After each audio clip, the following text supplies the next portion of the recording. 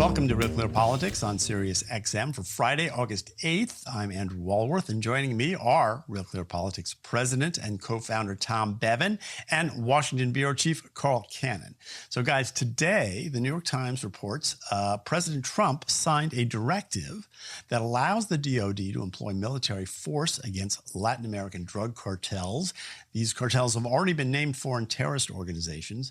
This is an escalation in the war on drugs. So, Tom, that used to be a metaphor, but we may be looking at a real war now. What do you make of this decision? And do you think we'll be seeing U.S. military in action in places like Mexico and Colombia anytime soon? Probably, although, look, this is a Trump sort of ratcheting up the pressure on the cartels.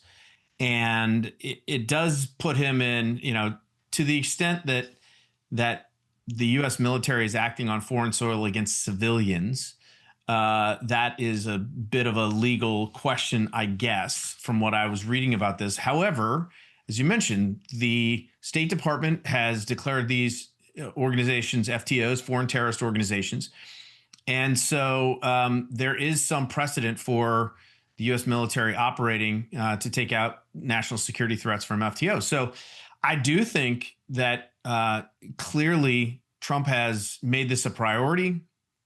And so I do think we'll end up seeing some action on this front, some continued action on this front, as well as pressures on foreign leaders to partner with us in terms of intelligence and operational things and the like, so that I do think we're going to see serious action. And quite frankly, I think a lot of people think this would be a good thing.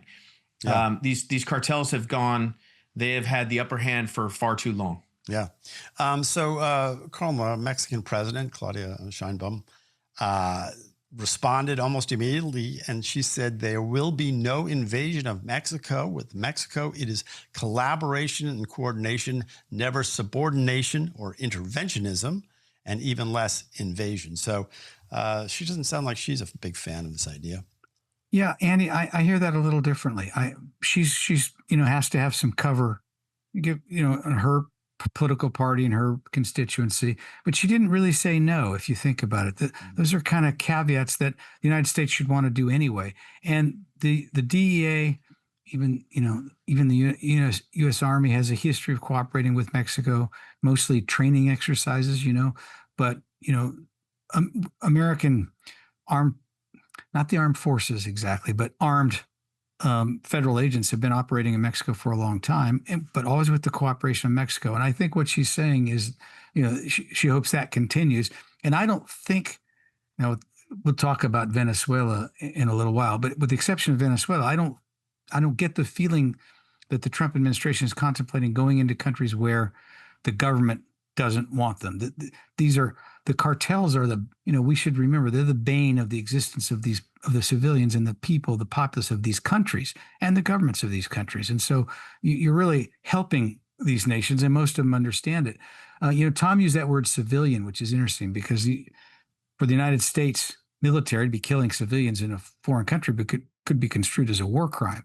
But what the administration is really saying here is that these are not civilians. These are members of armed paramilitary groups. Often they outgun the local law enforcement and even the Mexican army. They have, the weaponry they have is superior, and that they're not in any meaningful way civilians at all. They are armed groups of terrorist organizations like Hamas or something like that. So far, you're right. This is an escalation. This is an evolution. Trump's been pushing on this door, but it's not a difference in type yet. Yeah. Tom, one thing that sort of brought this into sort of sharp relief for me was that our current ambassador to Mexico is a guy named Ron Johnson. He's a former Green Beret. And if you look at his resume, he's got this long history in special operations, both in the U.S. Army and in the CIA. He was named by Trump early in the administration. And I'm just wondering, when you look at him being our ambassador there, he would know a thing or two about how to pull this off. Sounds like the perfect guy. Yeah, right. Yeah, look, I think this is, as I said, and Carl makes the point that the cartels have been harmful to Mexico as well. and terrorized the Mexican population, as well as, been a preeminent funneler of trafficking and fentanyl and all of these things that have been across our border. And so it is. This goes along with Trump's sort of law and order and his wanting to take control of the U.S. border and really put an end to. Again, I think the cartels they've been tolerated for far too long, and there really hasn't ever been the sort of political will in the United States and, quite frankly, in Mexico to totally eradicate these guys, because, as Carl mentioned, they've been given so much leeway that they've grown so strong that in some cases they terrorize the local populations, and not even the Mexican army wants to go in there and deal with these guys. So it would be great if we got rid of the cartels once and for all. Yeah. Well, Andy, can I say one quick thing about that? Because Mexico is a country I know something about. These other countries in Central and Latin America, I'm not that familiar with. But the position of the Mexican intelligentsia, the Mexican government, thoughtful people in Mexico has always been: look, this is a problem, yes, but the real problem is the demand for drugs in the United States, and that what Mexico sends to the United States are people, in the form of immigrants, legal and illegal, and drugs. What the United States sends back are guns and money, and that this is a symbiotic relationship, and that and the DEA long ago realized this, and most presidents have realized it. I'm saying Trump doesn't, but the root of the problem is the demand in the United States for illegal drugs, and the DEA of all places. A friend of mine, Bill Alden, was the sort of one of the spearheading officers in the DEA. They had the demand reduction unit. That's what they called it. And, out of it came the DARE program. And so, when we talk about these threats abroad, we should not ignore our role in it. Right. And we shouldn't, we certainly should never bash Mexico. Well, I buy that, but I think you can bash Mexico a little bit on this, and I think a few drones across the border might be in our future. That's what I think. All right, so the question before the House is a Viva Mexico, and it's a 2-1 vote, and I'm on the right. losing Listen, end. I lived in Mexico for 2 years. I lived in Mexico City, and so I know a little bit about that country as well. And Mexico deserves its share of the blame for sure. Yeah. All right. Well, let's talk about another country, Venezuela. Attorney General Pam Bondi announced today that they are doubling, maybe it was last night, they're doubling to $50 million reward for the arrest of the president there, Nicolas Maduro. She accused him of being one of the world's largest drug traffickers. Here is some of her announcement of this new bounty. Maduro's reign of terror continues. He is one of the largest narco traffickers in the world and a threat to our national security. Therefore, we've doubled his reward to $50 million.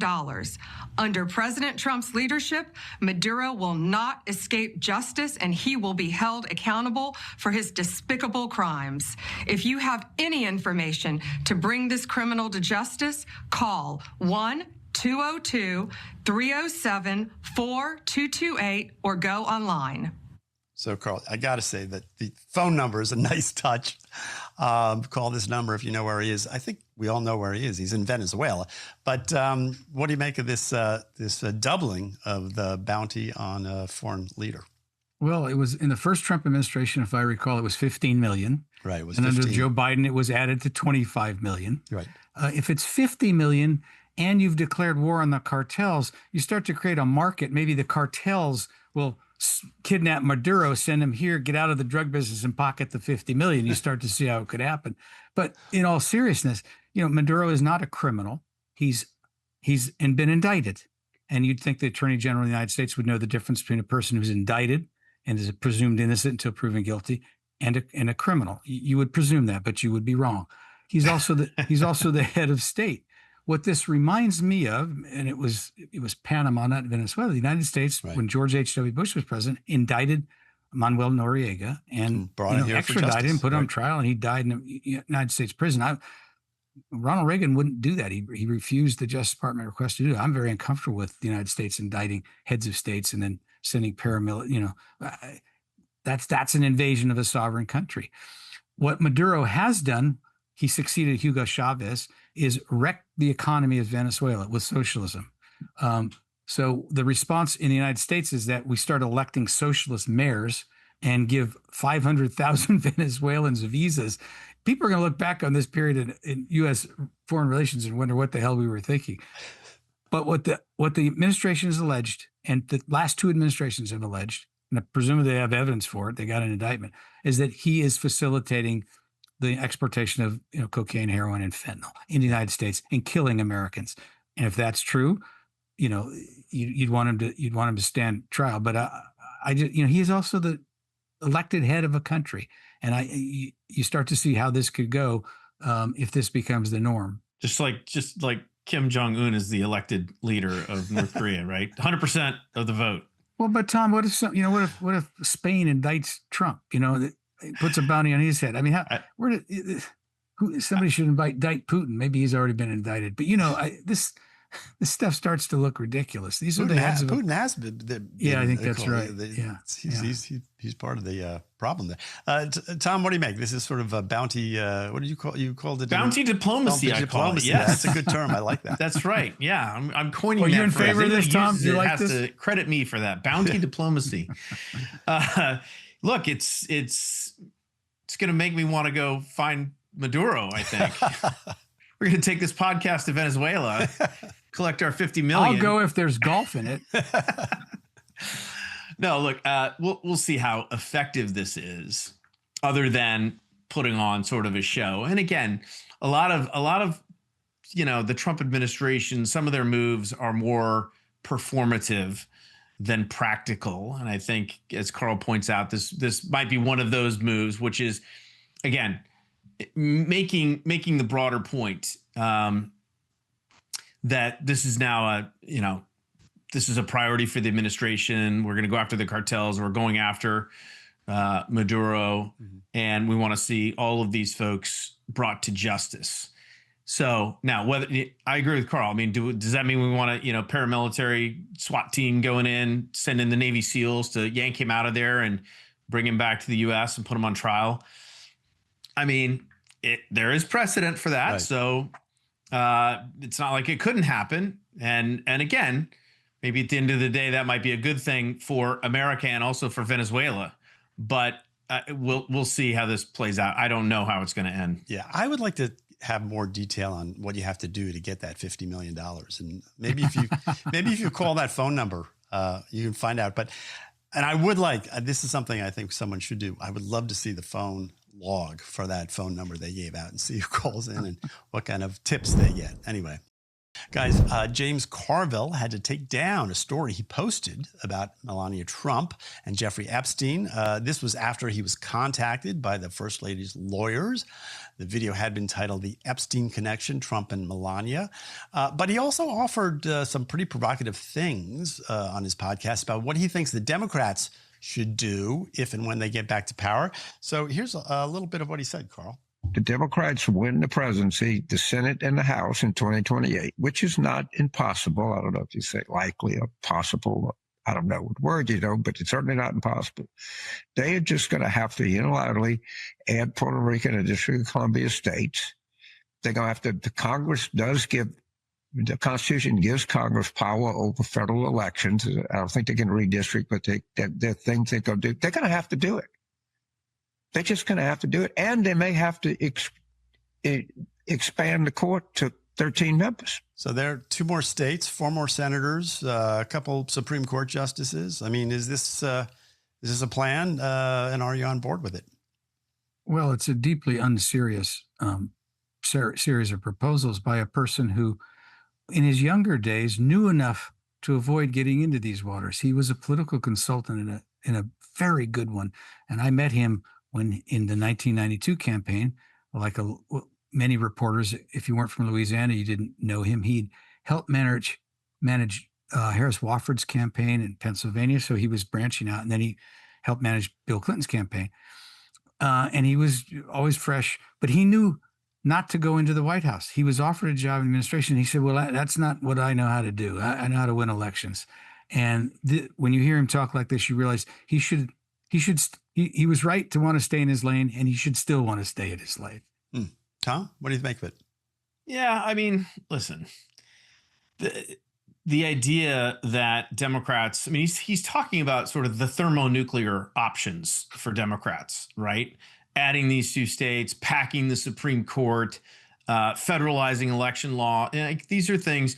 The thing that the other piece of the other nuclear option, which we're edging toward, both parties have toyed with the idea, is doing away with the legislative filibuster in the Senate, right? So you can just, with 51 votes, jam through whatever you want. We haven't gotten to that point yet, but it does seem like we are, and this redistricting war has helped escalate things to, we are headed toward mutually assured destruction, and sort of all of these norms that are, the sort of behind glass that people are going to have to break to get to. And Carville certainly is advocating for Democrats to go there. I think it's a bad idea. And I think it's probably a bad idea for the country if they did something like that. I mean, it could really cause, further rupturing of our already frayed political system. Yeah, it is interesting that Carville, who has been sort of talking about needing to push to the center on social issues, at least, is sort of embracing what is, as you put it, sort of the nuclear option here. But anyway, we'll see. Hey, guys, you know what time it is? You can't be serious, man. You cannot be serious. It is Friday. It's time for You Cannot Be Serious. Tom Bevan, you're up first. I do. I'm not wearing my John McEnroe Super 70 Sports You Cannot Be Serious shirt, but despite that, my You Cannot Be Serious goes to Illinois Representative Delia Ramirez. She's a Democrat from the 3rd Congressional District. She's a member of the squad. She was in Mexico City at a progressive conference where she said, quote, "I am a Guatemalan. I am a proud Guatemalan before I am American." And she was roundly criticized for this, as she should be. This is an absurd statement that a sitting congressman from the United States, should never make. It's fine to be proud of your heritage. It's another thing to say that you are a proud citizen of another country while you're elected to, represent Americans here in your home country. So, Delia Ramirez, you cannot be serious. Carl, what do you got? Well, I'm going to surprise you guys. I usually try to for reasons of balance, find a Republican who said something deeply unserious. And I know you guys tease me in good spirit about Gavin Newsom, and I kind of like him, but Kind of like him. It's going to be Gavin Newsom today. Gavin Newsom, when he unveiled this California's tentative plan to match Texas gerrymander, the real reason he's doing it is because the left-wing Attorney General Rob Bonta forced his hand, and Gavin wants to run for president. He can't have the liberals attacking him. That's the real reason he did it. But the reason he said he was going to do it, gerrymander the state so that it's fundamentally disenfranchises millions of Republicans. He said he was doing it to save democracy. That's what he said. That is a deeply unserious thing to say.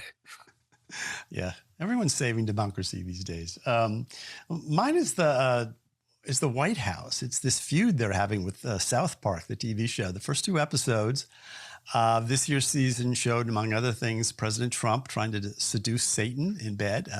Had J.D. Vance portrayed as Tattoo on Fantasy Island, and it showed Kristi Noem shooting puppies at random. So the White House put out a statement that says this show hasn't been relevant for over 20 years and is hanging on by a thread with uninspired ideas in a desperate attempt for attention. Kristi Noem has complained. And the thing about South Park, if you've ever watched it, is it does skewer both sides, the left and the right. And that's one of the reasons why it's so successful. And it's also one of the reasons why Paramount just paid $1.5 billion with a B for the streaming rights to the series. And this is after firing Stephen Colbert. So my message to the Trump administration is just roll with it and take a cue from J.D. Vance, who wrote on X about his portrayal. He said, well, I finally arrived. I think that's what Americans like to hear, a little bit of self-effacing, a little bit of humor from their elected representatives. So anyway, that's Real Clear Politics for this segment. We're going to be back in a minute. I'm going to talk to Andy Harris, representative from Maryland, and then we're going to talk to Dean Cain. Tom's going to talk to Dean Cain later in the show. So stick around. It's a good program. Welcome back to Real Clear Politics on Sirius XM. My next guest is Andy Harris. He is the Republican representative from the 1st District of the state of Maryland, and he is the only Republican representative in Congress from Maryland. Congressman, welcome to the program. Good to be with you. So I wanted to talk to you about redistricting in Maryland, but also nationally. Let's start with Maryland. What do you hear, and what do you, is there anything to fear in terms of redistricting coming up in the state? Well, we understand that the Democrat majority leader in the House of Delegates here is putting in a bill that says, basically if another state redistricts mid-cycle like Texas, that Maryland can do it. The bottom line, though, they tried in 2022 to redistrict me out of my seat. They tried to make it a state with 7 safe Democrat seats, 1 toss-up seat, my seat. And the court rejected it. It was taken to court in Maryland. The court that heard the case felt that it unconstitutionally represented an extreme partisan gerrymander, again, not permitted under the reading of the Constitution by that judge. A compromise was achieved that kept the 1st Congressional District a relatively safe Republican district and made the Western Maryland 6th District a toss-up district. But that was a compromise. It did not go to a higher court in Maryland. Some of the parties feared that if it went to a higher court, they might have actually drawn a completely nonpartisan map. And in that case, we'd have 2 Republicans and maybe even 3 Republicans in the delegation. And I think cooler heads prevailed. They kept the map more or less the way it was. And I think that that they should think twice about trying that again, because we didn't change the Maryland Constitution. The bottom line is Maryland courts could rule that if you are going to redistrict, then you might have to have a completely nonpartisan gerrymander, and that would result in gaining Republican seats, not losing the 1 Republican seat in Maryland. Yeah, so that is what's so fascinating about this, is because as it sort of rolls out, there's all these possibilities and unintended consequences. So each state is different. But what about this idea that's been floated in the House now of a law that would stop the sort of mid-cycle redistricting entirely? Would you be for something like that? Well, the law does allow mid-cycle redistricting for the purposes of allocation of funds, not for the purposes of apportioning congressional districts. I think that we probably shouldn't have mid-cycle redistricting, but again, we didn't start it. The fact of the matter is, Mark Elias and the Democrats and Mr. Holder, Eric Holder, started it by taking cases to court so close to the redistrict, to the decennial redistricting, that the courts basically said, well, you're going to have your normal decennial redistricting, but then you're going to have to do a mid-cycle redistricting right after. So the Democrats started it by going to courts and started this process. Again, 20 years ago, no state was doing redistricting in between cycles. Then some had to do it in response to some of the Democrat court cases. And now Texas is just saying, well, we don't need a court. We're just going to go ahead and redistrict. I think we should put the genie back in the bottle. But again, that would mean that you'd have to agree not to challenge redistricting maps in court mid-cycle either. Yeah, Eric Holder is the former Attorney General, of course, and Mark Elias is a Democratic super lawyer who went about, has been very involved in a number of election cases. In a sort of perfect world, how would districts be drawn? Well, they would be drawn, I think, the way Maryland, specifically in its constitution, calls for legislative districts to be drawn for our state legislature. And that is as compact as usual, respecting jurisdictional and geographic boundaries whenever possible. I think that makes the most sense. That will keep, again, areas of common interest, common jurisdiction, still united in the federal redistricting. I think it's possible. Again, that's the way we do it in our legislative districts in the state. I think it should be done in the congressional districts nationally as well. I think people would be better served by that. But again, That would take a change to the Constitution, because the Constitution allows states to decide for themselves how they're going to elect their members of Congress. Your district, and I should say, I'm in the congressman's district. I live on Kent Island, so I'm on the eastern shore here. Your district is pretty compact, I guess, to use your term. I mean, are you happy with your district? Well, that's right, but that's the result of that court case. Whereas the first congressional district frequently was gerrymandered. It used to be gerrymandered into Southern Maryland, at one point gerrymandered into Baltimore City, but now it goes across the top of the bay and just gets just enough of Hartford and Baltimore County to come up with the 700,000 plus constituents. So it actually is probably the most compact you can draw it. And I think it works. I think that type of map drawing works. I wish it were done in other parts of the state better. Again, it was a compromise map last time, because the 6th congressional, Western Maryland really should be electing another Republican. But in the compromise map, it drew enough of Montgomery County, which is, of course, a suburb of Washington, into it to make it a toss-up district. When you look at this, and again, stepping back from it, would something be lost for Maryland if they did redistrict you and eliminate the one Republican that they have who actually can talk to the White House, can talk to the Speaker, can sort of, do that sort of thing? Look, I think you're absolutely right. I think that, and there are numerous cases, even in the last year and a half, of when it's been an issue. So, for instance, when the Key Bridge was destroyed, someone had to interact with the administration in order to see if we could facilitate the rebuilding of the Key Bridge. When we have a disaster somewhere, whether there's a disaster declaration need to be declared, it's someone who can easily reach out to the administration. Right now, we're negotiating the health care payment systems with Medicare right now. And Maryland has a special circumstance. Again, having an in with the executive branch is very important, but also having an in with again, congressional leadership is important. And you would lose that if they redistricted me out and they did not achieve the majority in the House, because I think the Senate is not likely to become a Democrat majority, then I think the next 2 years would be very difficult for Maryland in terms of having a responsive Washington, D.C. for Maryland. Yeah, I should add that Congressman Harris is also the chair of the House Freedom Caucus, so he wears two hats on Capitol Hill. That's a pretty important caucus these days.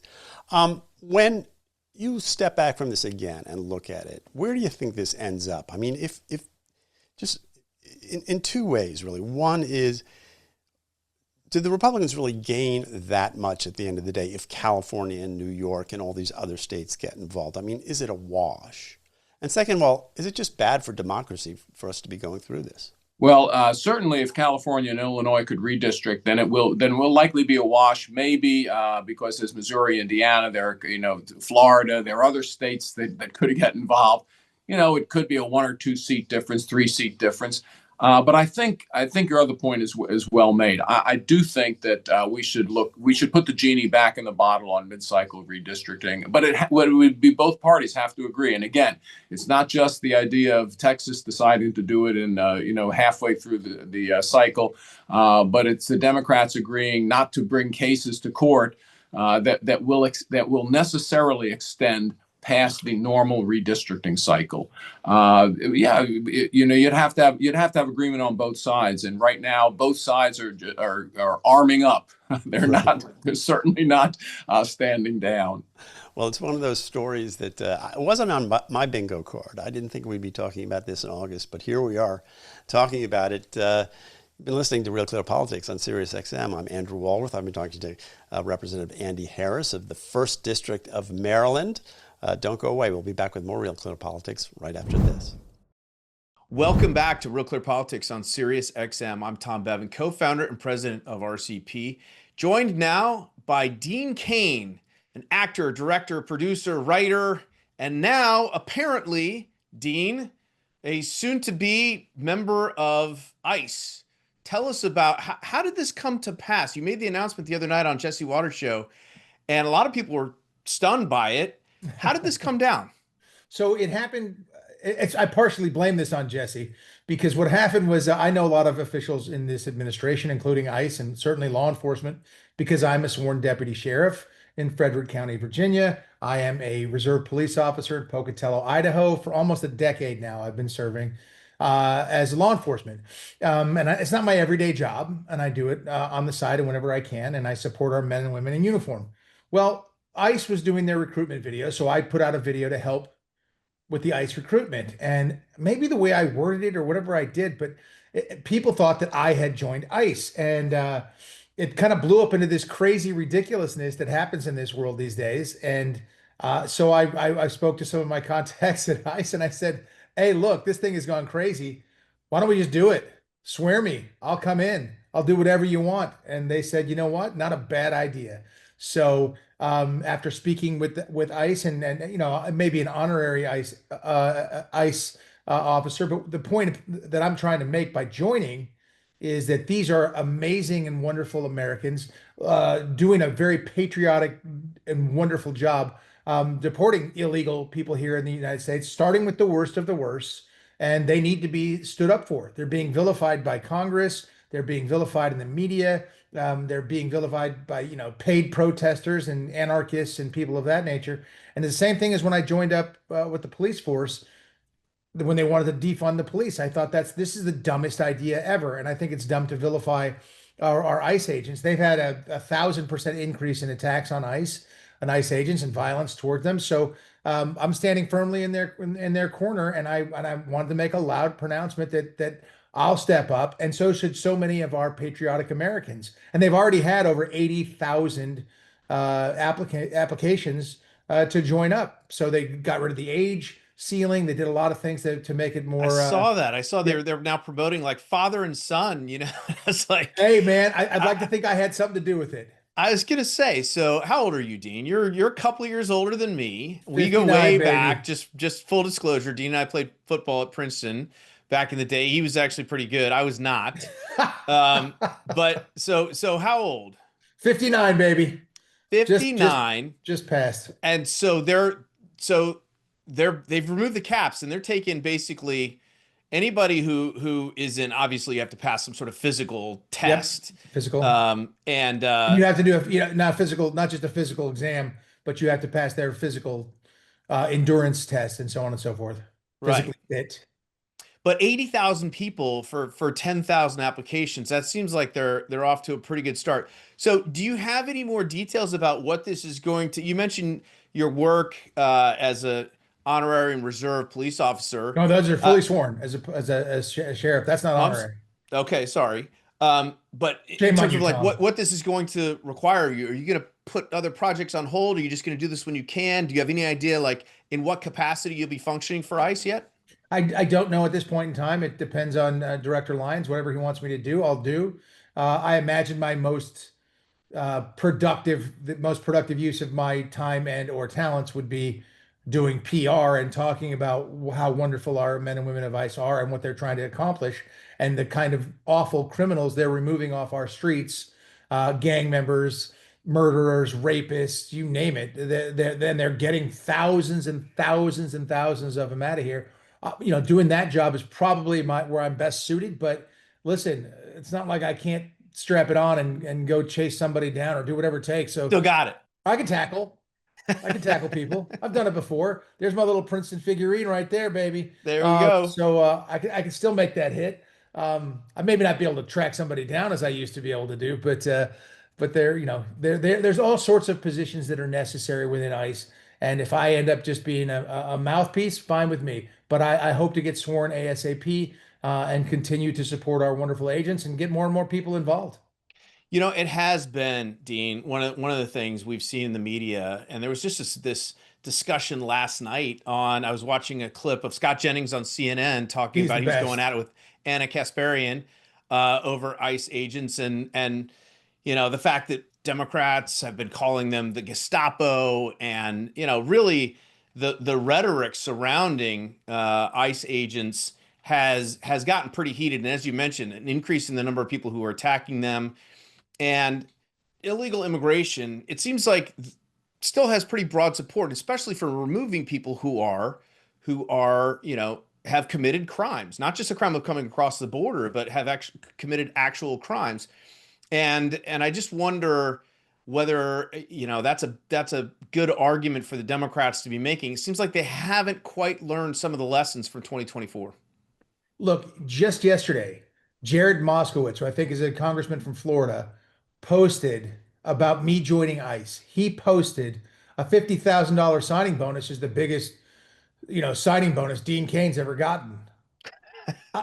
And I was just stunned. I said, this is a sitting U.S. congressman who is belittling federal officers and federal law enforcement. And he thinks he's dunking on you, but he's Americans, actually dunking on all of them. 100%. And he's insulting them. Every single one of these patriotic Americans who does join up, these are very valuable people to all of us here on the streets. These are the people who are protecting you every single day. Yet Jared Moskowitz, I think that's his name, he wants to belittle me for joining up. He wants to discourage patriotic Americans from joining federal law enforcement to uphold the laws that Congress passed. And that's the crazy thing to me. If you think our immigration system is broken, go ahead and fix it, Jared Moskowitz. Go ahead.